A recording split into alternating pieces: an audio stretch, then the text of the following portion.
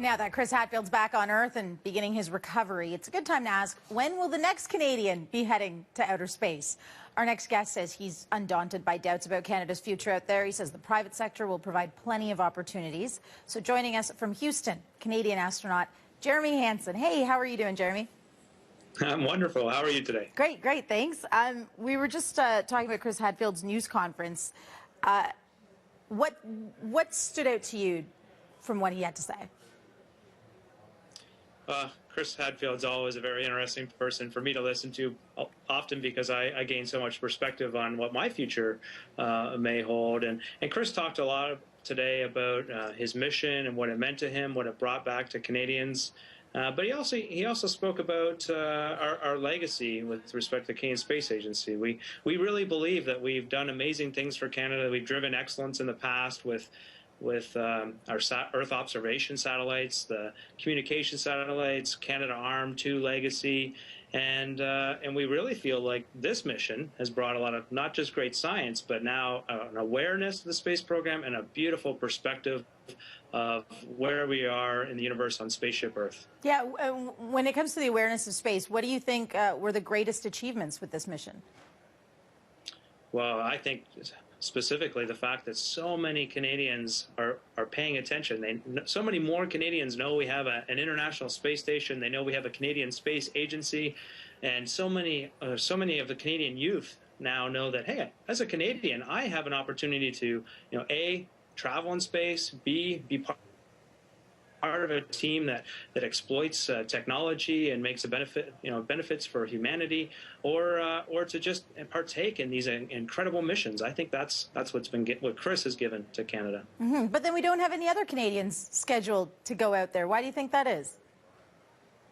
Oh, well, this is pretty typical. Our Canadian space program is quite modest, of course. We're a small country. We don't have an enormous budget to fly people in space all the time. So when I was recruited, basically 4 years ago, it was made very clear to me, you won't be flying in space immediately. You're going to have to wait. So this is not unusual. But you mentioned it yourself. The commercial industry is getting involved in space transportation. This marks a pretty enormous turning point from my perspective. I'm pretty optimistic that we're going to have opportunities in this decade for both David and I, but more importantly, that we're going to be able to fly more Canadians in space in the future. I'm pretty excited. More Canadians or more Canadian astronauts? Well, more Canadians and more Canadian astronauts. So yeah. I think we're going to see a change. I think we'll still have government astronauts. I think in my career time frame, we're going to have commercial astronauts. I think some of them undoubtedly will be Canadian.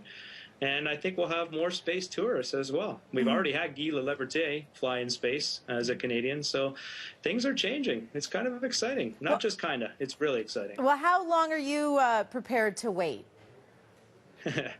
Well, when I was going through the recruitment process, I had the opportunity to speak with Chris. In fact, he spoke to all of us. He spent a few hours with us kind of describing the job for us. And he said, look, guys, you need to understand, you are accepting this job as an astronaut for everything other than flying in space. The flying in space, you will spend less than 0.5% of your career time in space, and you have to love the rest of the job. And the flying in space aspect is the icing on the cake, if you will. And so I have to say he's right. This is an amazing job that I have. I get to travel to interesting places. I meet a lot of interesting people. I'm learning all the time. I'm operationally challenged. I still fly. I love this job. It's a really tremendous job. Yeah, and with more Canadians getting interested in space, I'm thinking about those kids who are part of space clubs and things like that. You hope that the Canadian astronaut program will maintain itself, right? Oh, absolutely. I think people are concerned about that. I don't have any concern. I think we've shown historically the benefit of the space program. I think this mission has really highlighted the benefits that it can bring back to humanity. And so I don't have any concern that we won't continue to take incremental steps forward. And Chris highlighted in his conference this morning that we are always on the cusp of not being in space on any given day. Right now, the International Space Station is a fragile orbiting laboratory. We're always struggling to keep it alive up there. We had, a fairly serious issue with an ammonia leak at the end of Chris's mission that we had to go and do a spacewalk in a day and a half. And it should highlight to people how hard it is to do this. Chris mentioned this morning that on any, for one of his shuttle launches, now when we look back historically, he had a 1 in 32 chance of it ending in a disaster. And so that's space. I mean, we are pushing the boundaries here. And so we can't have an expectation that it's going to be easy and always available. We just have to continue to take incremental steps like we've always done. All right, great to speak with you. Thanks for your time.